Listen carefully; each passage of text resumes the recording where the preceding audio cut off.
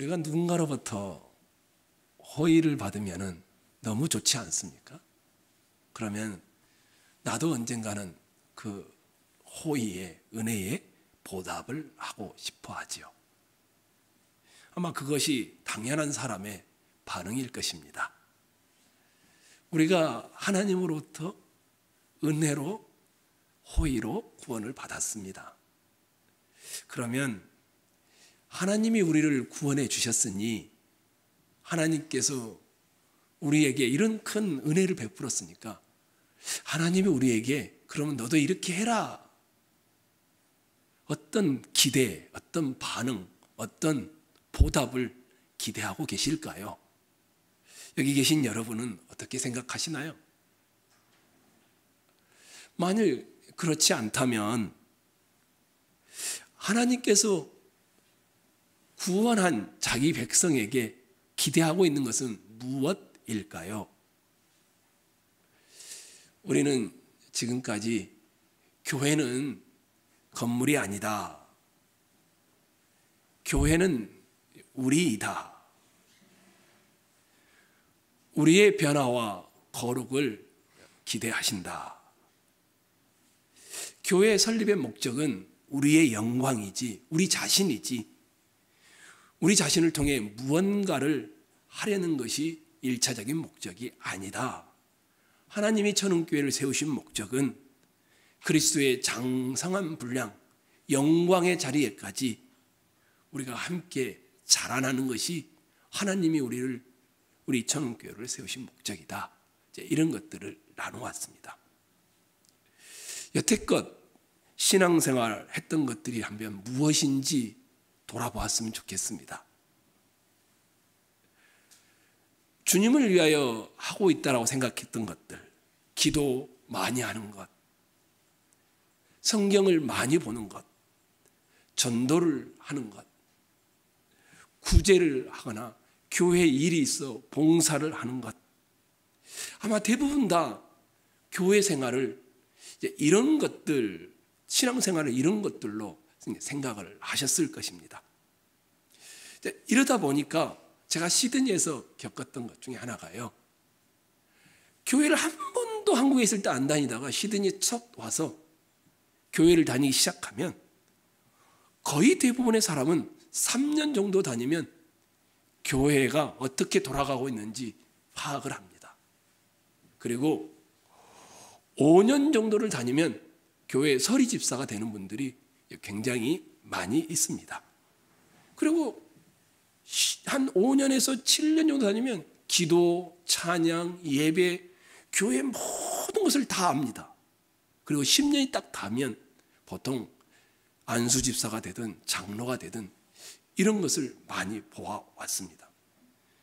그분이 주님을 만났는지 안 만났는지 관계없이 그 정도면 교회 생활에 익숙해지는 형태에 잡혀 있기 때문입니다.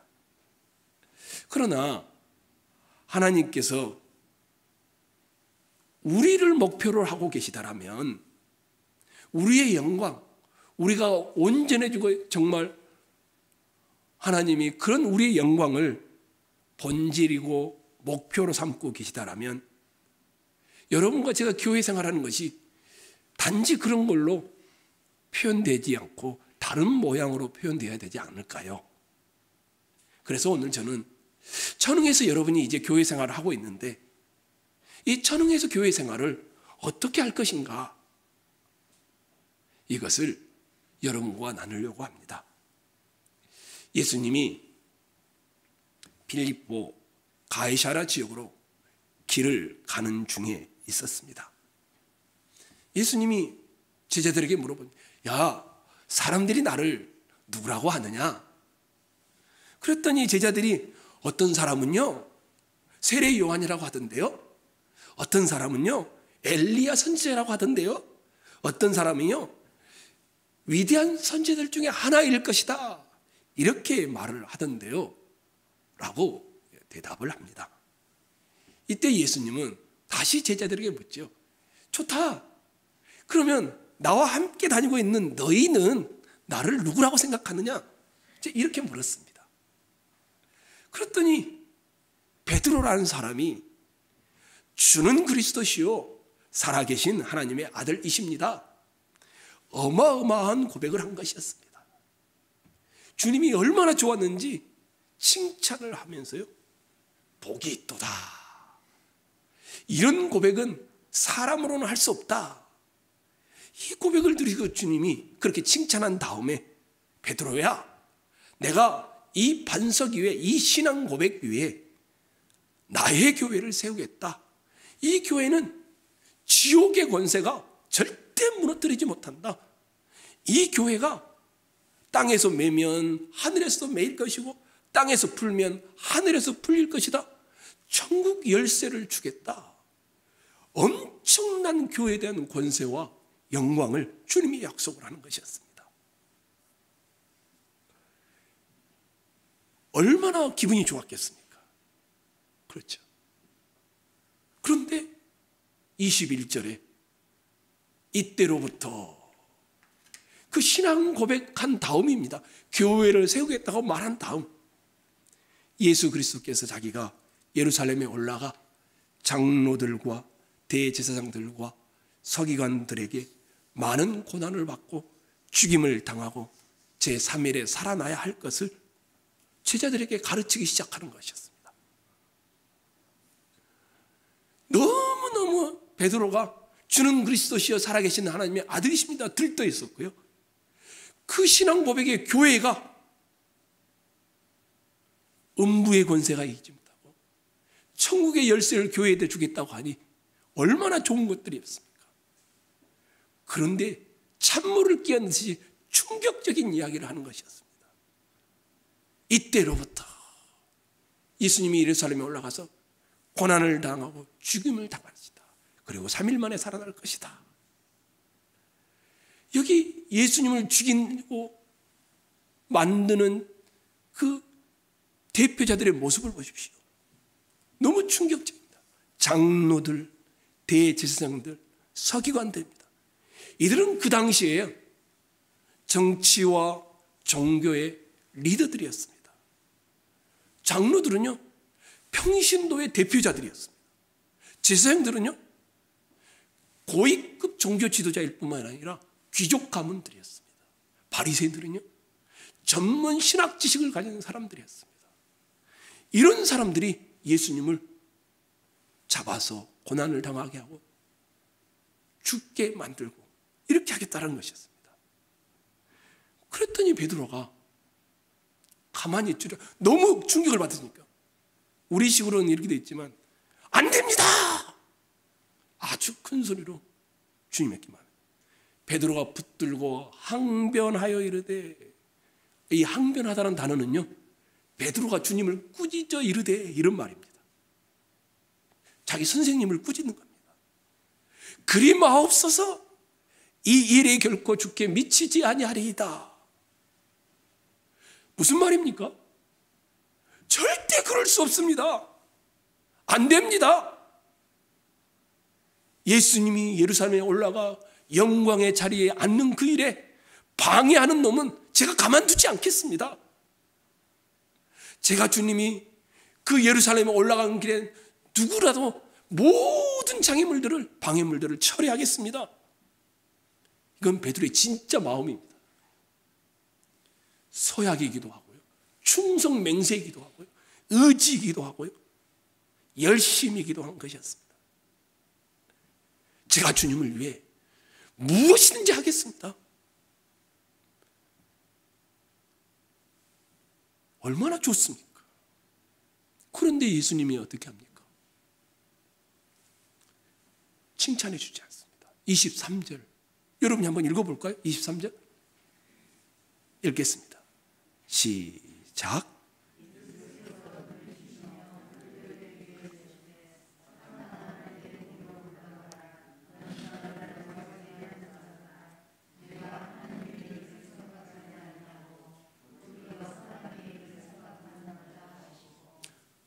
사단아, 방금 전에 신앙 고백했던 사람을 사단아, 내 뒤로 물러가라 꾸중하십니다.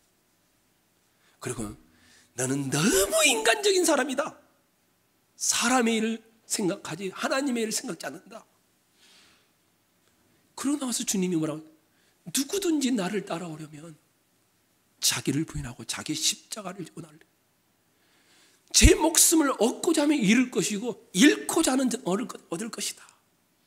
주님이 오시는 날에 너희가 어떻게 살았는지를 그대로 내가 보응해 주겠다. 이런 내용으로 이어지는 것이었습니다. 여러분에게 한번 질문을 해보겠습니다. 여기 계신 여러분, 아니 주는 그리스도시여 살아계신 하나님의 아들입니다. 너무너무 주님이 칭찬을 했습니다. 그리고 이 반석 위에 주님의 교회를 세우겠다. 음부의 권세도 이기지 못하고 천국의 열쇠를 주겠다. 어마어마한 권세를 주겠다. 그런데 갑자기 한껏 들떠 있을 때 갑자기 나는 예루살렘에 올라가 죽어야 한다. 여러분이 만약 베드로라면 이런 말을 주님으로부터 들으면 어떻겠습니까?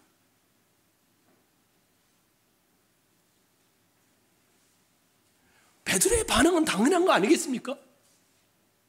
주님, 그런 일이 절대 있어서는 안 됩니다. 주님은 그리스도이시고 하고 싶은 일을 다 이루셔야 합니다.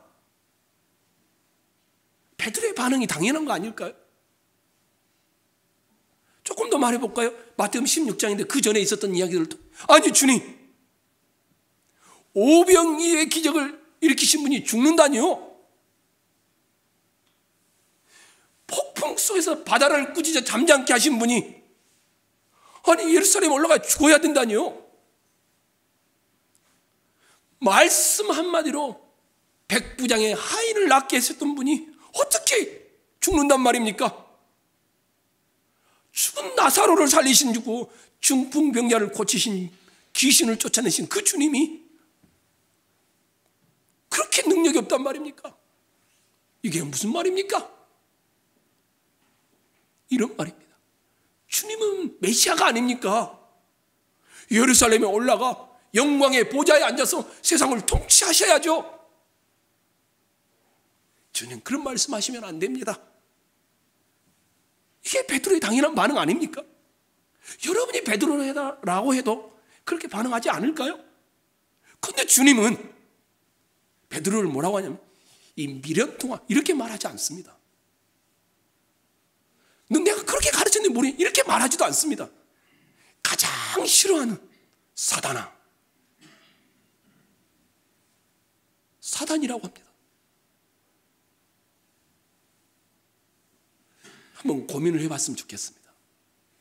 여기 앉아 계신 여러분과 또 위에 계신 분들, 우리 대부분은 신앙생활을 베드로처럼 하고 있지 않나요? 베드로의 입장에서 보면 주님이 나를 구원해 주셨으니, 이제 제자 삼으셨으니 내가 이제 주님께 뭘 해야 되는 겁니다.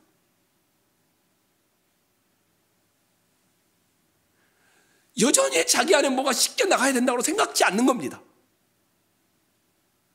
이미 주님을 따르는 제자이기 때문에 이제 할 일이 있다라면 제자된 도리로서 스승이신 주님을 위해 내가 무엇이든지 하겠다. 베드로가 지금 이러고 있는 겁니다. 우리식으로 말해줘 보자면 거룩하고 흠이 없는 존재로 자기가 자라나야 한다는 것을 한 번도 상상해 보지 못한 겁니다. 그래서 베드로는 주여 이런 일이 결단코 주님에게 미쳐서는 안 됩니다 라고 예수님이 가는 길을 붙들려고 했던 것입니다. 주님을 신앙 고백했으니 이제부터 내가 주님을 위해 뭔가를 하겠다. 아마 평생 신앙생활 하시면서 다 이렇게 해왔을 겁니다. 제가 주님을 위해 몸을 바치겠습니다. 제가 주님을 위해 물질을 바치겠습니다. 제가 주님을 위해 시간을 바치겠습니다. 제가 주님을 위해 기도의 자리로 헌신하겠습니다. 그렇게 교회 생활을 하는 것이다라고 우리는 보았고 배워왔습니다. 근데 처음에는 뜨거운 열정이 있으니까, 감정이 불타오르니까, 사랑이 있으니까 이런 것들이 감사하기도 하고 좋기도 하고 되어집니다. 근데 오래 가지는 않습니다. 매일이 그날이 그날 같은 삶의 자리에서 아침에 일어나서 직장으로, 가정으로, 학교로 출근하며 나가는 우리의 삶의 자리에서 열심으로 오래 가지 못합니다. 감정으로도 되지 않습니다. 충성서약으로도 되지 않습니다. 신앙은 열심이 아닙니다. 아마 여러분이 이런 말을 하면 깜짝 놀라요. 신앙은 충성도 아닙니다. 신앙은 다짐도 아닙니다. 조금 더 나아가 볼까요?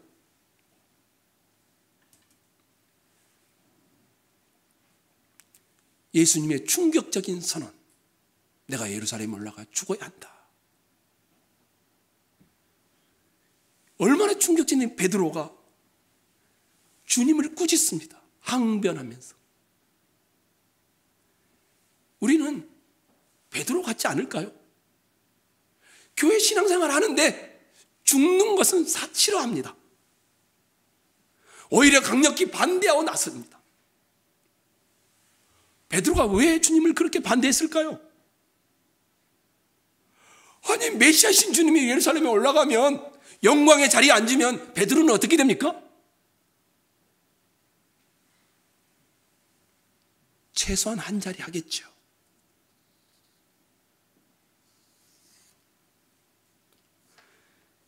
메시아가 어떻게, 그리스도가 어떻게 살아계신 하나님 아들이 잡히고 채찍질을 당하고 모욕을 당하고 십자가에서 죽는단 말입니까? 당신이 올라가서 영광의 보좌에 앉아야 주님을 따르는 우리들도 떡고물이 있지 않겠습니까?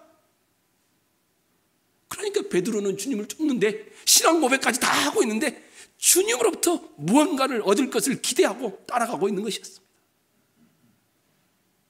세상적인 힘, 영광, 이걸 기대하고 따르는 것입니다.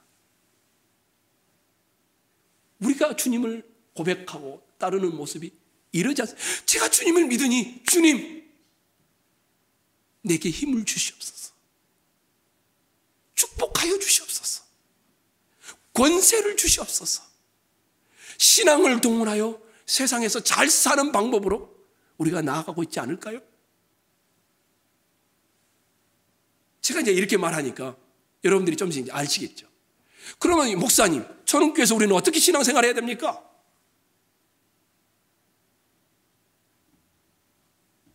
주님을 위하여 헌신하는 문제가 신앙이 아니라면, 주님에게 각오하고 충성하고 봉사하는 것이 신앙이 아니라면, 우리는 이 천은교회에 모여서 교회 생활을 어떻게 해야 합니까? 주는 그리스도시여 살아계신 하나님의 아들이라고 고백하는 신앙 고백을 베드로처럼 우리도 하고 있지 않습니까? 그랬더니 주님이 칭찬을 하고 그 신앙 고백 위에 주의 교회를 세울 것이요 음부의 권세가 이기지 못하고 천국의 열쇠를 주겠다라고 영광스러운 교회를 말씀하지 않으셨습니까? 그럼 우리는 신앙생활을 어떻게 해야 됩니까? 주님이 고난을 받고 십자가에 못 박혀 죽을 것이고 3일 만에 살아날 것이다. 죽음, 다른 말로 하면 십자가의 방식이 우리의 신앙생활이 되어야 합니다. 안 됩니다. 절대로 그럴 수 없습니다. 주님은 제가 보호하고 제가 지켜서 영광의 자리에 앉히겠습니다. 베드로가 그랬더니 사단이라고 했습니다. 베드로의 방식은 주님의 방식이 아니고 세상 방식이라는 겁니다. 사단의 방식이라는 겁니다. 그러면서 주님이 자기를 따른 제자들에게 뭐라고 한 줄 아십니까? 24절 한번 봐보십시오. 여러분이 읽을까요? 읽겠습니다. 시작.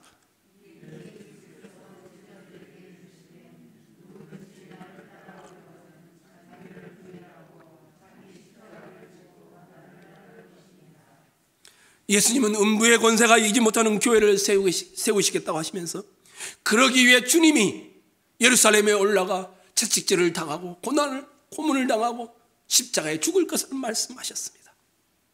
이에 반발한 베드로가 주님은 사단이라고 베드로를 말하며 꾸짖으면서 나를 따라오는 너희들이 어떻게 살아야 되는지를 자기를 부인하고 자기 십자가를 지는 제자도를 말씀하신 것이었습니다. 죽음 다음에 뭐가 있습니까? 부활이 있는 것이었습니다. 주님이 그랬습니다. 부활의 영광이 먼저가 아니고 죽은 다음에 부활이 있었습니다. 주님이 자기 십자가를 지고 자기를 부인하고 나를 따라, 그 다음에 뭐가 옵니까? 27절 28절 봐보십시오. 인자가 아버지의 뭘로요? 영광으로 그 천사들과 함께 오리니 그때는 각 사람에게 행한 대로 갚으리라. 자기를 부인하며 자기 십자가를 지고 따르는 자들에게 영광이 따라온다는 겁니다. 진실로 너에게 이르노니 여기 서 있는 사람 중에 죽기 전에 인자가 그 어항권을 가지고 오는 것을 볼 자들도 있느니라. 무슨 말입니까? 십자가의 방식으로 영광스러운 교회, 죽음의 방식으로 교회가 세워지고 있다는 말입니다. 베드로가 생각하는 영광, 성공의 방식으로 하나님은 자기 교회를 세우시거나 영광스럽게 하지 않습니다. 주님도 십자가의 죽음으로 영광을 받으셨습니다. 그리고 주님을 따르는 제자들의 방식도, 교회의 방식도, 교회 생활도 자기가 죽는 방식으로 영광이 따라오는 것입니다. 성육신을 한번 생각해 보십시오. 창조주 하나님이 피조물의 세계로 무한하신 하나님이 유한한 몸을 입고 시간과 공간 속으로 오신 것입니다.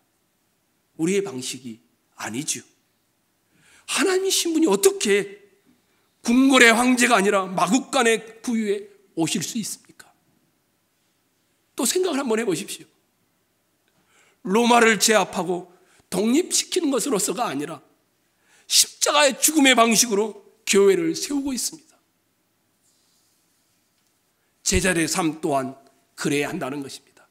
누구든지 나를 따라오려거든, 누구든지 신앙 고백하는 자는 교회에서 신앙생활할 때 자기를 내세우지 않습니다. 자기를 부인하고 교회에서 신앙생활할 때 자기 자랑이 아니라 자기 십자가를 지고 나를 따를 것이니라. 죽음의 방식으로 세워지는 교회, 교회는 세상에 미련하게 보이는 십자가의 방식으로 세상을 섬기는 자들입니다. 십자가의 방식으로 우리가 세상 앞에 서는 것입니다. 그런데 우리는 지금까지 반대의 신앙생활을 해왔죠. 예수 믿으면 잘 될 것이다. 예수 믿으면 성공하고, 예수 믿으면 행복하고, 예수 믿으면 좋은 대학 가고, 예수 믿으면 좋은 직장을 잡고, 예수 믿으면 좋은 가정과 좋은 아내와 남편과 좋은 자식들이 있을 것이다. 하나님의 주권에 속한 것들입니다. 하나님께서 시와 때를 따라 여러분에게 그런 은혜를 베푸실 것입니다. 우리는 그렇게 신앙생활에 왔지만 그것이 아닙니다. 그날이 그날 같은 매일의 시간 속에서 매일 우리는 주님께 묶이는 십자가의 방식으로 살아가는 것입니다. 우리 저 삶의 상황 속에서 죽음의 방식, 십자가의 방식으로 삶을 살아내면 그것이 주님이 죽음으로 부활이 있었듯이 부활로 이어지는 것입니다. 영광으로 우리에게 다가오는 것입니다. 예수님은 나를 따르니 너희들 십자가를 져라. 십자가, 십자가, 십자가. 구월을 외친 적이 한 번도 없습니다. 예수님은 자기 삶의 자리에서 십자가를 채찍에 맞으시고 조롱을 당하시고 묶이시고 벌겨 벗기시고 조롱을 당하시어 자기 삶의 자리에 죽음이라는 방식으로 구원을 이루셨습니다. 그리고 이제 하나님을 아는 모든 사람들에게 주님이 똑같은 방식으로 교회 생활을 하도록 요청하고 있는 것입니다. 우리가 가는 결론은 부활입니다. 영광입니다. 복된 것입니다. 그러나 부활 있기 전에 뭐가 먼저 옵니까? 십자가의 죽음이 먼저입니다. 신자의 삶에 교회의 모든 목회의 방식에 가장 중요한 것은 십자가, 그리고 그 다음에 부활입니다. 부활의 영광이 먼저가 아닙니다. 십자가의 죽음이 먼저입니다. 위대한 사람으로 살려고 생각하지 마십시오. 위대한 교회를 꿈꾸지도 않습니다. 위대한 청년들을 만들고 싶지도 않습니다. 매일매일의 일상에서 위대한 신앙인이 되는 꿈이 아니라 시달리면서 너무너무 무거운 몸을 이끌면서 십자가의 방식으로 살아내는 그 길, 주님이 그렇게 사셨습니다. 이것이 우리의 길이며 교회 생활입니다. 제가요, 예수를 믿고 나서 얼마나 뜨거웠는지 회개를 하고 세상을 보는 눈이 달라졌습니다. 그런데 세상은 똑같이 변하지 않았습니다. 시간이 지나니까 사는 것은 여전히 고달픕니다. 밤새워 울고 기도하고 금식도 했는데 삶의 자료로 나와니 상황은 변하지 않았습니다. 그렇게 감격했는데도, 다짐하고 헌신하겠다고 했는데도 내 마음의 현실은 제가 이기지 못하는 것을 보았습니다. 과거가요, 오래가지 않더라고요. 울어도 못하는 이 찬송가가 절로 나오더라고요. 저는 교회에서 우리의 신앙생활을 어떻게 해야 합니까?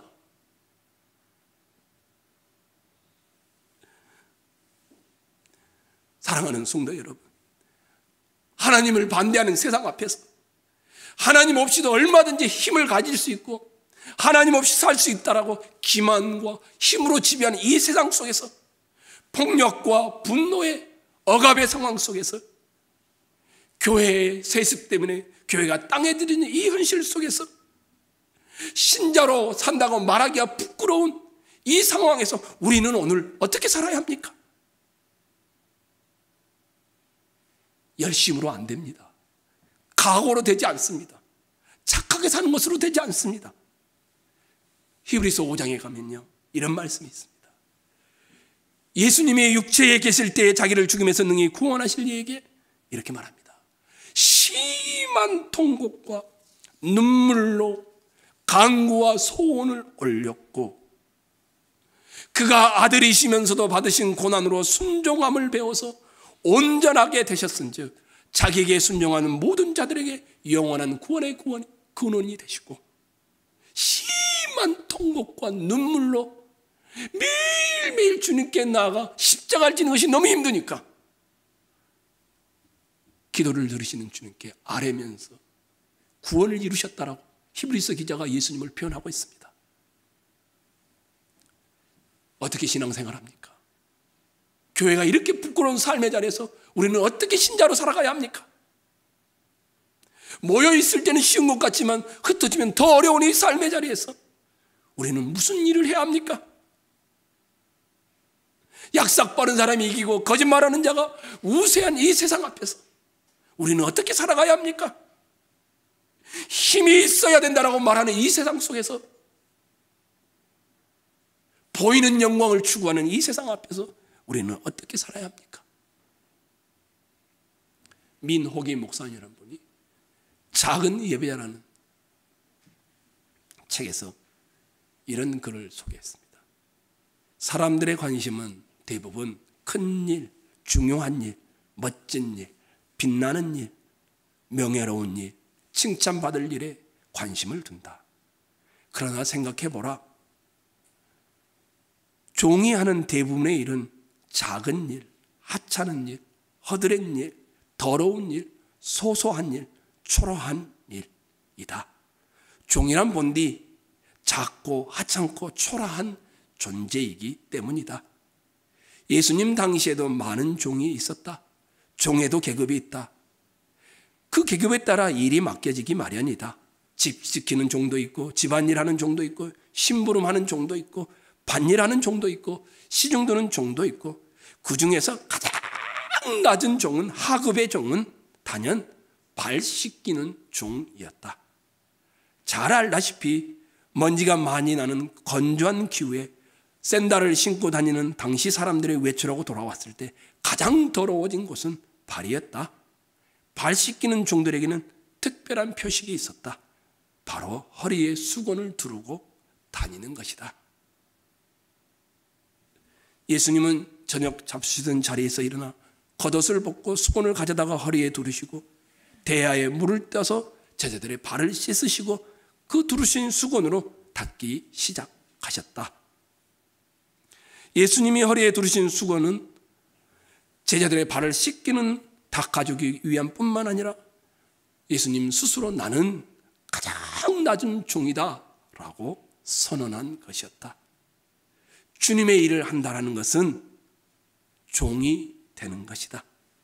내 생각과 내 방법, 내 목소리, 내 뜻, 내 고집, 내 자존심을 수건에 고이 싸서 허리에 두른 후에 누군가의 무릎 앞에 꿇는 것이다. 내가 좋아하는 사람의 무릎을 꿇고 그의 종이 되어 발을 씻겨주는 일은 누구나 할 수 있는 일이다. 그러나 가장 나를 힘들게 하는 사람 앞에 머리를 숙이고 허리에 수건을 두르고 무릎을 꿇는다는 것은 죽을 만큼 힘든 일이다. 그러나 우리 주님이 그렇게 하지 않았는가? 누군가의 종이 될 뿐만 아니라 모든 이의 종이 되었던 주님처럼 우리도 그렇게 하기를 원한다. 힘으로 우리는 세상 앞에 서지 않습니다. 영광으로도 서지 않습니다. 승리한 자로도 서지 않습니다. 여러분과 저는 교회 생활을 어떻게 하며 세상 앞에 어떻게 살아갑니까? 자기를 부인하고 자기 십자가를 지는 것입니다. 그럴 때 우리를 향한 주님의 목표와 우리를 향한 주님의 일하심들이 깊게 드러나게 되어질 줄로 믿습니다.